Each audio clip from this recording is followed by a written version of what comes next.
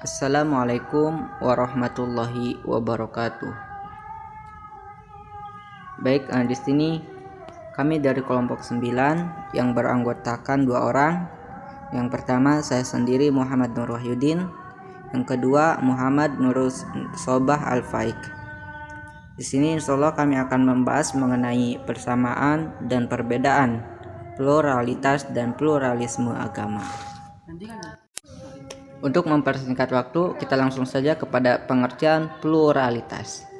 Yang dimaksud dengan pluralitas itu bisa kita artikan sebagai keberagaman, kemajemukan, dan kejamakan. Pluralitas itu berasal dari bahasa Inggris, yaitu plurality, yang mana mengandung arti keberagaman, kemajemukan, dan kejamakan. Sedangkan secara umum yang dimaksud dengan pluralitas itu adalah kemajemukan yang didasari oleh keutamaan dan kekhasan.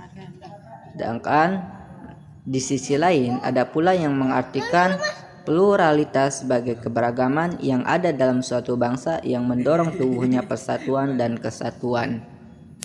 Selanjutnya yaitu mengenai pengertian pluralisme agama. Secara etimologi, pluralisme agama itu berasal dari 2 kata, yaitu pluralism dan agama, yang dalam bahasa Arab diterjemahkan sebagai at-ta'adudiyah ad-diniyah, dan dalam bahasa Inggris religious pluralism. Oleh karena itu, istilah ini berasal dari bahasa Inggris. Maka untuk mendefinisikannya secara akurat harus merujuk kepada kamus bahasa tersebut. Pluralism berarti jamak atau lebih dari satu.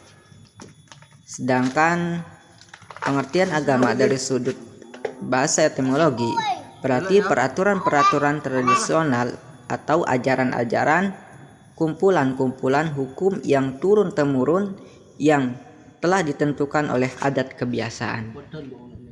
Warahmatullahi wabarakatuh. Ya, di sini saya akan menjelaskan sedikit tentang persamaan dan perbedaan pluralitas dan pluralisme agama. Sebenarnya kata pluralitas dan pluralisme memiliki arti yang sama, yaitu sama pada bentukan katanya yang berpacu pada kata plural. Kata plural dalam bahasa Inggris mempunyai arti banyak atau disebut jamak.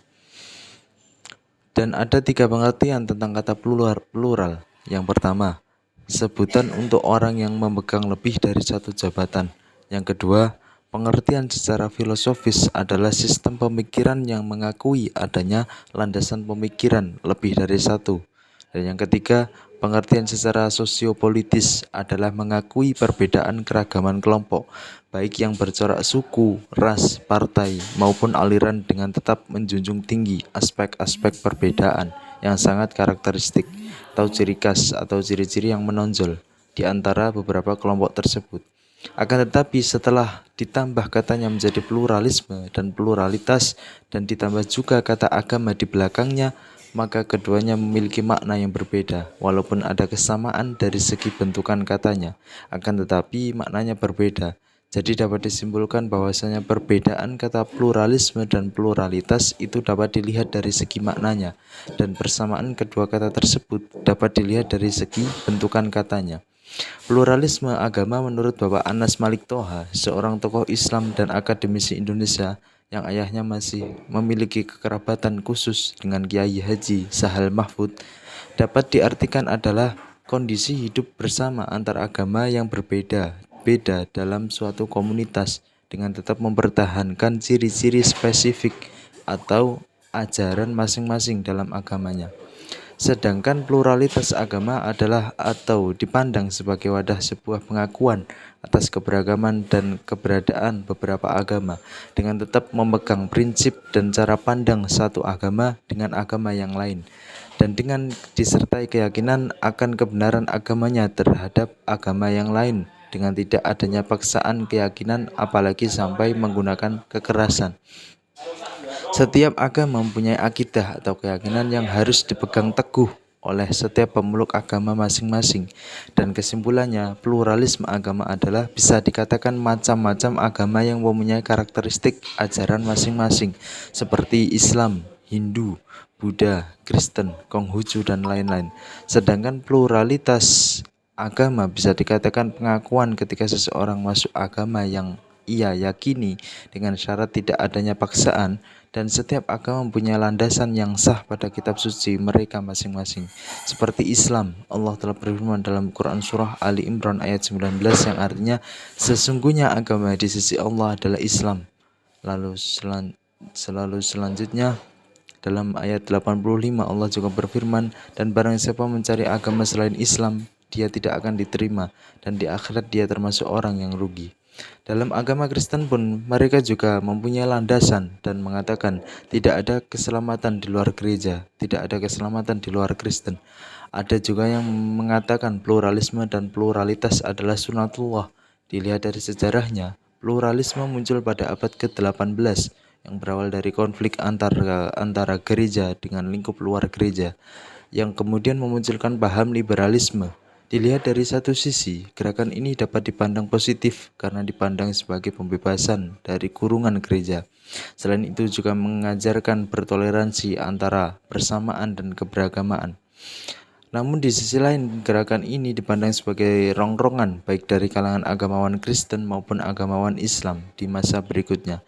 Sebabnya adalah karena gerakan ini dianggap merongrong kebanggaan umat terhadap agamanya, menjauhkan umat dari ritual-ritual suci, dan menjadikan tempat ibadah menjadi sunyi dan terlalu rasionalis.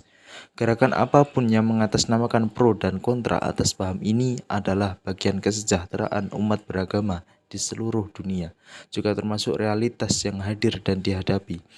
Hal tersebut adalah bagian dari sunatullah yang dihadirkan dalam kehidupan beragama bagi para manusia.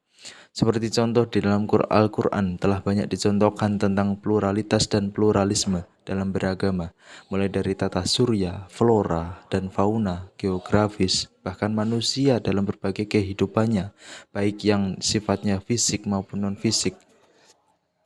Juga jalan hidup, syariah, manhaj atau metode, agama, dan ideologi. Dan ayat-ayat berikut ini adalah bukti bahwa keberagaman baik apapun bentuknya merupakan sunatullah atau ketetapan Allah, termasuk juga pluralisme dan pluralitas dalam agama. Terdapat dalam Quran Surah Ali Imran ayat 67, ayat 13, ayat 36, juga surat Hud ayat 42, Al-Hajj ayat 30, Quran Surah Hud ayat 48 dan 118. Akan tetapi ada satu hal yang harus digarisbawahi, bahwasanya apapun bentuk atau wujud lahir dan batin manusia, Allah Subhanahu wa taala tetap memuliakannya sebagai keturunan anak Adam, seperti yang sudah disebutkan dalam Quran Surah Al-Isra ayat 70. Jadi kesimpulannya adalah kita tidak punya alasan apapun untuk menjustifikasi atas segala tindakan, baik itu diskriminatif maupun destruktif terhadap sesama manusia. Dari saya cukup sekian, apabila ada kurang lebihnya saya mohon maaf. Ihdinas siratal mustaqim. Wassalamualaikum warahmatullahi wabarakatuh.